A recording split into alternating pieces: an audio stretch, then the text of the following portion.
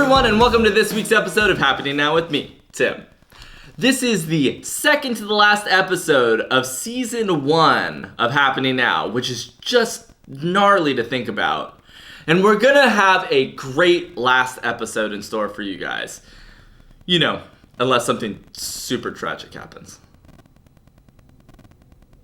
But hey, that's future Tim's problem. Speaking of the future, one thing that will not be in it is Trump's personal blog.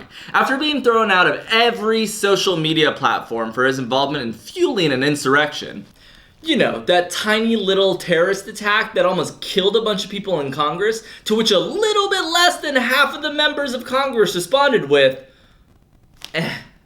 Trump and his team decided to give their fan base what they always wanted: direct access to his random, senile, and often misspelled thoughts.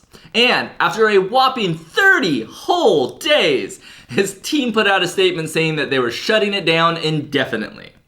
Now, his team did claim at that time that he was getting ready to join another social media platform, so there's no need to have a blog set up. But, as always the case with Trump, that had nothing to do with it.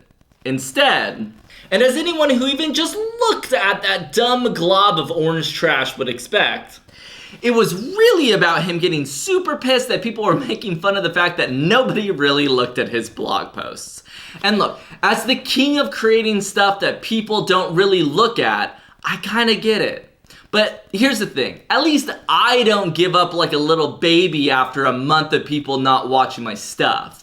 Instead, I keep creating content that nobody wants to see for 4 years. I'm not joking. My first video on this channel was June 2nd, 2017.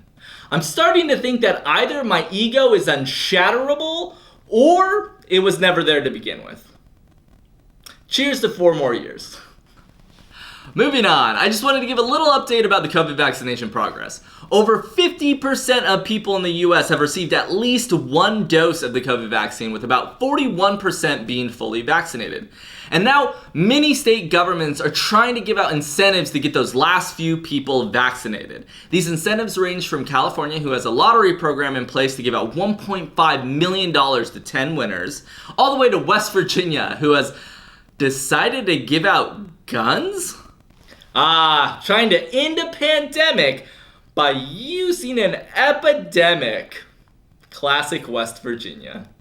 But the biggest incentive I've seen so far is that if we, as a country, can hit President Biden's goal of at least 1 shot in 70% of people by the 4th of July, Budweiser is going to give out free alcohol to everyone 21 and older.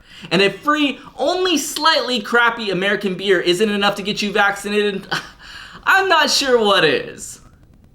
You know, other than that whole the virus won't be able to kill you thing. Anywho, time for a Tim Time break.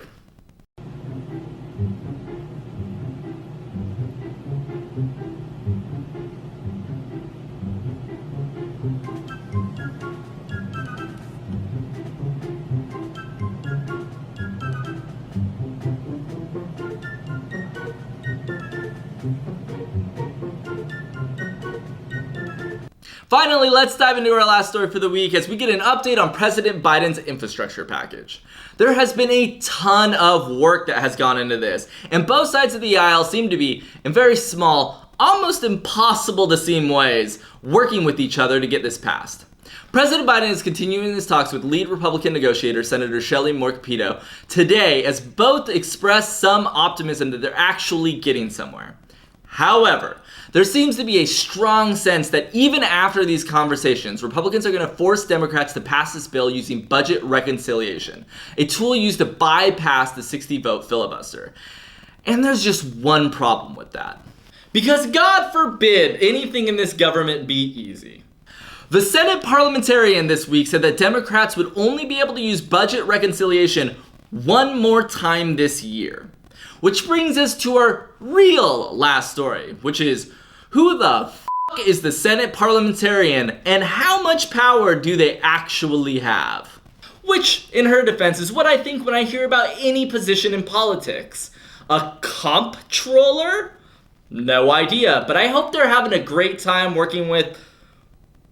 gaming systems. I don't know. But if you read the news, you would think that the Senate Parliamentarian is equivalent to like the president of the Senate. They're not. The Senate Parliamentarian is simply an advisor to the Senate. They are there to know the rules, the procedures of the Senate better than anyone. However, they are still just an advisor. Think of them like a coworker at your job who tells you what to do despite the fact that they're not your boss. So if you don't listen to them, nothing happens. Which brings us to our last point, that this position holds zero legislative power. They can make all the comments they want about what can and cannot be done, but in reality, the Senate can choose to disagree and literally nothing bad happens. In fact, the presiding officer in the Senate can overrule any advice the parliamentarian gives, which is shockingly similar to my relationship with my therapist. All of that being said, it is still incredibly rare for them to get overruled. In fact, the last time a parliamentarian was overruled was in 1975 by Vice President Nelson Rockefeller. So, their advice is normally accepted, but because of Senator Manchin's extreme infatuation for the filibuster, Democrats are going to have to decide if they'd rather keep that streak going and side with the parliamentarian, or get bills passed through budget reconciliation and ignore her advice. Or, get rid of the filibuster. But why make things easy on yourself when you can fight with somebody that you don't even have to fight with? And that's our show for this week. Thank you so much for watching. Just as a reminder, next week was going to be our last episode for this season, and then we're going to take a break. And by we, I mean I am going to take a break until about August. So just get ready for that. There'll hopefully be some cool new changes and everything. Probably a cooler intro, outro, because, those look like they were made in paint. But until then, thank you so much for watching. I look forward to seeing you next week, and everybody have a great weekend. Later, Gators!